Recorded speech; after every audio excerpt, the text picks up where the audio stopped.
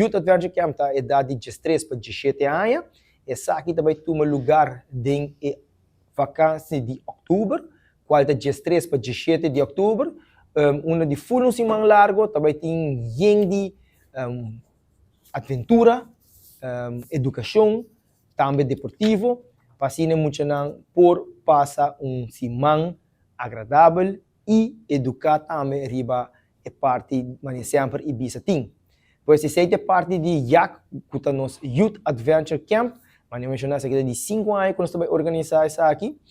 Tá bom bisa que nós também tem midpoint, uma tour dia, uma tour nós também chega, que tá vira linha park. Esse aí também vira ponto central, uma tour dia e muito não tem que chega. Para assim jinang binco programa de dia, uma que nós também tá na diferente parte na ronda Aruba, com diferentes surpresas de atividade físico, deportivo, educacional e assim na bom, não porque da for. Já nota tudo muito tem mesmo possibilidade para viajar e eu botei grande parte torta aqui na Aruba e eu Ibiza da duna é parte, mas nós Ibiza na vacância grande, nós temos kids camp, de qualidade 6 para 12 anos.